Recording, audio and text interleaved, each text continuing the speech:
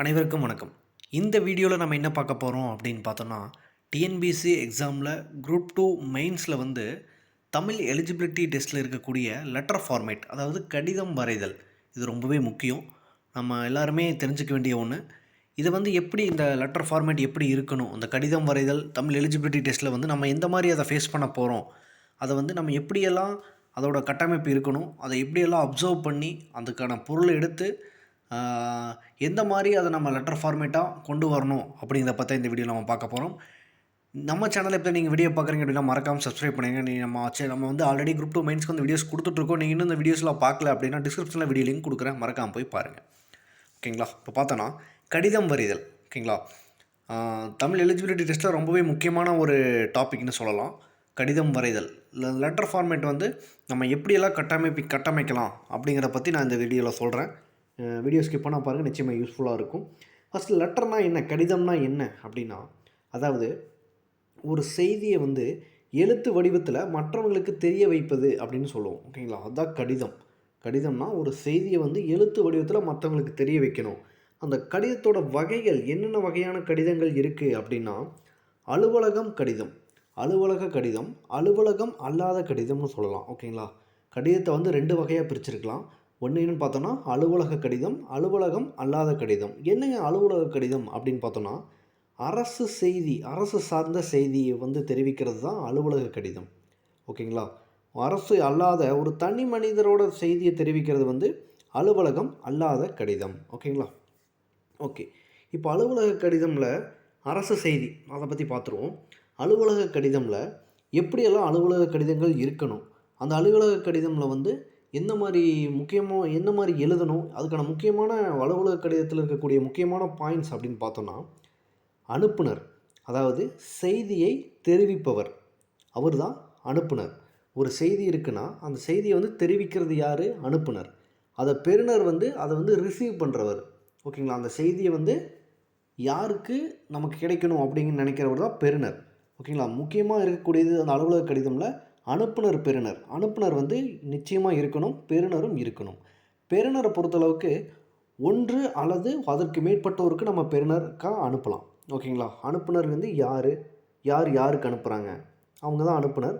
பெறுநர் வந்து யாருக்கு நம்ம அனுப்புகிறோம் அப்படிங்கிறது வந்து அதாவது பெறுநர் வந்து யாருக்கு நம்ம அனுப்புகிறோம் அப்படிங்கிறத வந்து சொல்கிறது தான் பெறுநர். அது வந்து ஒருவராக இருக்கலாம் அல்லது அதற்கு மேற்பட்ட நபர்களாக கூட இருக்கலாம். அடுத்து நகல் இணைப்பு. நகல் இணைப்புனா அதாவது யாருக்கெல்லாம் இதெல்லாம் போகணும் அப்படிங்கிறத வந்து ஒரு நகலை வந்து நம்ம இணைச்சிருக்கணும். இப்போது சிம்பிளாக சொன்னோம்னா நம்ம மெயில் அனுப்புவோம். மெயிலில் வந்து வந்து ஒருத்தருக்கு அனுப்புவோம், சிசின்னு வைப்போம். அது வந்து இவங்களுக்கெல்லாம் நம்ம போகணும் அப்படிங்கிறக்காண்டி வைப்போம். அதுதான் இந்த நகல் இணைப்புன்னு சொல்லுவாங்க. ஓகேங்களா? அடுத்து நம்ம எழுதக்கூடிய அந்த கடிதத்தோட பொருள் ஒன் லைனில் அது இருக்கணும். நம்ம எழுதக்கூடிய கடிதத்தோட பொருள்னு பார்த்தோன்னா அதோட மைய கருத்து வந்து அந்த 1 லைனில் நம்ம பொருள் அப்படின்னு எழுதியிருக்கணும். அடுத்து முக்கியமாக இருக்கணும், அந்த நாள் இருக்கணும், நகல் இருக்கணும், நகலோட எண் இருக்கணும். அந்த நாளும் நகல் எண்ணும் இருக்கணும்.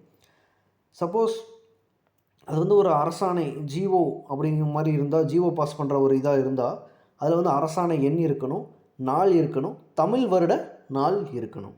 ஓகேங்களா? அடுத்து பார்த்தோன்னா ஃபைனலாக பார்த்தோன்னா நம்ம அந்த பதவி, அதாவது நம்ம அனுப்புனர் தான் கடைசியாக முடியும் வந்து யார் அனுப்புகிறோம் அப்படின்னு பதவியும் அலுவலக முத்திரையும் அதில் வந்து நிச்சயமாக இருக்கணும். அடுத்து பார்த்தீங்கன்னா அலுவலக கடிதத்தோட வகைகள். அலுவலக கடிதம் வந்து என்னென்ன வகையாக இருக்குது அப்படின்னு பார்த்தோன்னா, குறிப்பாணை, அதாவது ஒரு குறிப்பானைனா குறிப்பானைங்கிறது வந்து மேல்நிலை அலுவலர் வந்து தனக்கு கீழ்நிலையில் உள்ள அலுவலருக்கு வந்து எழுதக்கூடியதாக குறிப்பானைன்னு சொல்லுவாங்க. ஓகேங்களா? ஹையர் அஃபிஷியல் வந்து அவருக்கு கீழே இருக்கக்கூடிய ஒரு அதிகாரிகளுக்கு எழுதக்கூடிய கடிதம் வந்து குறிப்பாணை அப்படின்னும், அரசாணைங்கிறது வந்து ஜிஓ வந்து கவர்மெண்ட் வந்து பாஸ் பண்ணுது, அது வந்து ஜிஓன்னு சொல்லுவோம். இது வந்து ஒரு விதமான கடிதம். சுற்றறிக்கை என்னங்க சுற்றறிக்கை புதுசாக இருக்குது. சுற்றறிக்கைனா என்ன அப்படின்னா, சுற்றறிக்கைகள் நம்ம ஆல்ரெடி கேள்விப்பட்ட ஒரு விஷயந்தான். ஏன்னா நம்ம ஸ்கூல்லலாம் சர்க்குலர் வரும் தெரியுங்களா? அதாவது இந்த நாள் வந்து கவர்மெண்ட் ஹாலிடே அப்படின்னு அறிவிச்சிருக்காங்க அப்படின்னு ஒரு நோட்டீஸ் பீரியட்னு ஒரு பேப்பர் எடுத்து வந்து ஒருத்தர் படிப்பாங்க. ஓகேங்களா? அதான் சுற்றறிக்கை. இப்போ பார்த்திங்கன்னா கலெக்டர் வந்து இந்த நாள் வந்து நம்ம விடுமுறை கொடுக்கணும் அப்படின்னு எல்லா பள்ளியில் இருக்கக்கூடிய தலைமை ஆசிரியர்களுக்கு வந்து ஒரு அறிக்கை அனுப்புவாங்க. அந்த அறிக்கை வந்து நம்ம ஸ்கூலில் வந்து ஒருத்தர் கிளாஸுக்கு வந்து சொல்லுவாங்கள்ல, அதுதான் சுற்றறிக்கைன்னு சொல்லுவாங்க. ஓகேங்களா? அடுத்து வந்து நியமன ஆணை. நியமன ஆணைங்கிறது வந்து ஒரு முக்கியமான ஒரு பதவியில வந்து ஒருத்தர நியமிக்க போறாங்க அப்படிங்கிறத வந்து மென்ஷன் பண்ணி சொல்றத வந்து தான் நியமன ஆணை. அது வந்து அது விதமான ஒரு கடிதம்னு சொல்லலாம். அடுத்து வந்து அறிவிப்பு. அறிவிப்பு வந்து எந்த ஒரு விதமான அறிவிப்பா இருந்தா இருக்கலாம். இப்போ டிஎன்பிஎஸ்சிலேருந்து ஒரு அறிவிப்பு வருது, அல்லது கவர்மெண்ட்லேருந்து ஒரு அறிவிப்பு வருது அப்படிங்கிறது வந்து அறிவிப்பு வந்து எந்த வகையான ஒரு அறிவிப்பு கடிதமா கூட இருக்கலாம். இதெல்லாம் அலுவலக கடிதத்தில் இருக்கக்கூடிய வகைகள். ஓகேங்களா?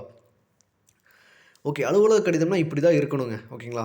அனுப்புனர் இருக்கணும், பெறுநர் இருக்கணும், அடுத்து வந்து நம்ம நகல் இணைப்பு அத பத்தி இருக்கணும், பொருள், நாள், அரசாணை எண், அடுத்து பதவி முத்திரை. ஓகேங்களா? அலுவலக கடிதத்தில என்னென்ன வகை இதெல்லாமே நம்ம பார்த்துட்டோம். இப்படி தான் இருக்கணும். ஓகேங்களா? ஓகே. இந்த வீடியோ உங்களுக்கு யூஸ்ஃபுல்லா இருந்திருக்கும்னு நெனைக்கிறேன். நிச்சயமா கடிதம் அப்படிங்கிறது வந்து நீங்க வந்து நெறையா அதிகமா படிக்காம, முக்கியமா என்ன தெரிஞ்சுக்கணும், என்ன கன்டென்ட் வேணும் அப்படிங்கிறத மட்டும் தெரிஞ்சுக்கிட்டு நீங்க எழுதுனீங்கன்னா, நிச்சயமா மார்க் வந்து ஸ்கோர் பண்ண முடியும். ஓகேங்களா? கடிதம் வரைதலுக்கு இருக்கக்கூடிய முக்கியமான பாயிண்ட்ஸ் எல்லாமே இதுதான். இப்படி தான் இருக்கணும். ஓகேங்களா? ஒரு கடிதம் அப்படின்னா. ஓகேங்களா? ஓகே. இந்த வீடியோ உங்களுக்கு யூஸ்ஃபுல்லா இருந்தா மறக்காம லைக் பண்ணுங்க. ஃப்ரெண்ட்ஸ்க்கு ஷேர் பண்ணுங்க. இன்னொரு வீடியோ சந்திப்போம். Thank you.